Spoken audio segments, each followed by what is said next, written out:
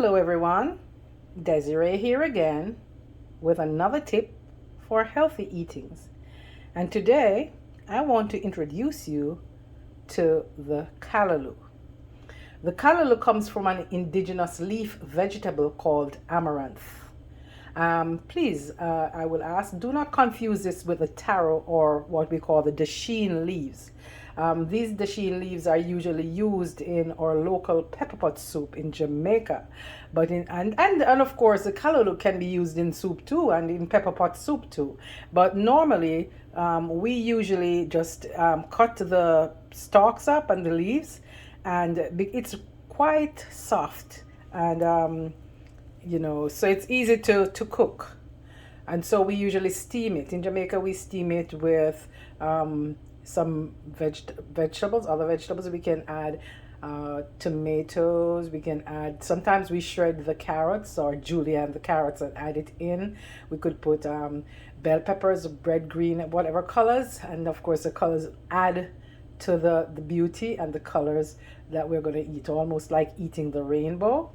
A little salt, some diced up onions and some garlic, black pepper, and of course most people will put a dab of butter in there to give it a nice little rounding off with a little healthy fat. But the callaloo came to us from West Africa. And an interesting side note is that it is the national dish of the Commonwealth of Dominica and also the national dish of Trinidad and Tobago, both in the Caribbean. In Jamaica, it's a very popular dish for breakfast, especially on Sunday mornings when you want to cook something that is special. When we were growing up, that's it. I don't know about what's going on there now, if people still do, that heavy cooking for breakfast, but we used to get really hearty breakfast. So I know though that callaloo is still a popular dish in Jamaica, and many times if you do eat meat, it will be paired with the salted codfish, and of course that's a lesson for another day. The salted codfish was actually one of the staples of the slaves during the time when the Africans were not free and had to work on the plantations in Jamaica. Now, the callaloo plant, as I said, is a kind of green. The nearest I could put it with is like a spinach, but the leaves aren't as brittle.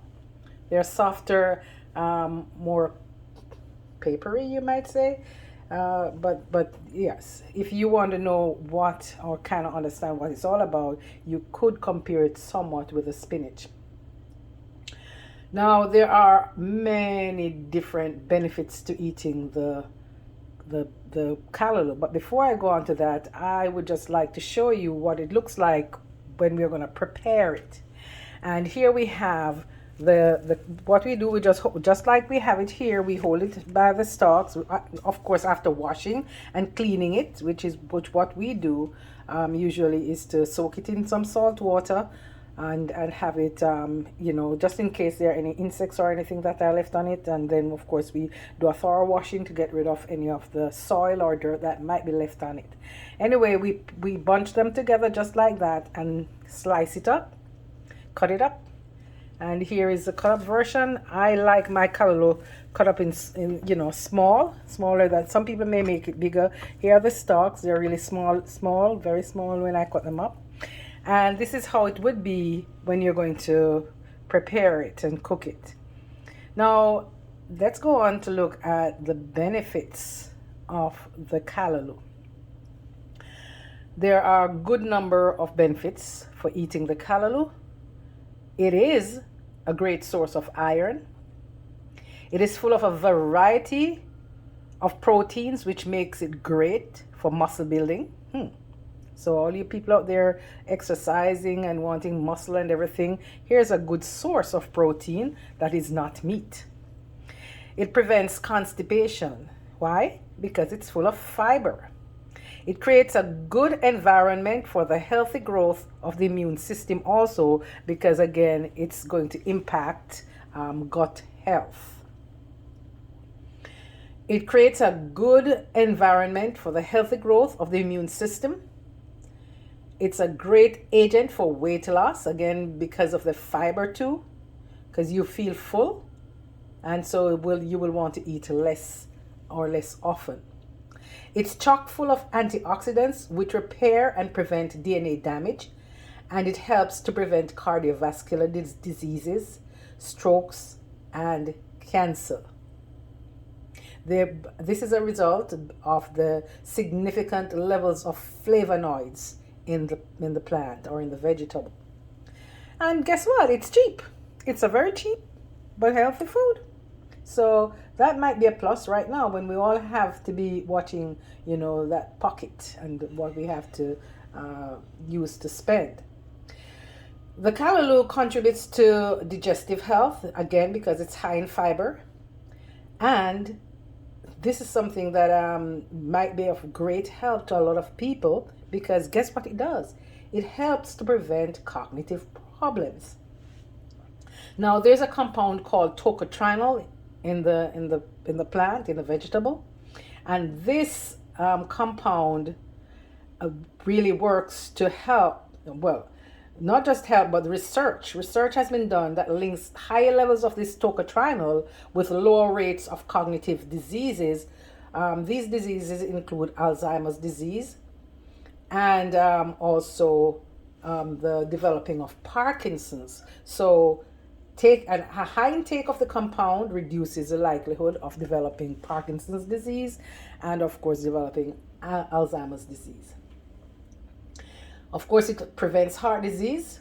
Again, the tocotrienols help lessen the cardiac changes that are associated with aging. So people like me, we're going up there in age. It would be good to have a good amount of this, per week, maybe per month.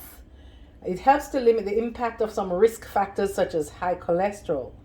It's a good source of these vitamins: vitamin C, vitamin K, manganese, calcium, iron, potassium, protein, fats, and carbs. So, this is the beautiful, healthy, nutritious callaloo coming from the plant, the indigenous plant or seed called Amaranth. Now, of course, I already explained to you how we would eat it, and that's basically how I cook it. You can have it, you can find callaloo in any Caribbean stores that might be in your neighborhood, or sometimes Asian stores also, African stores too, you can find them there.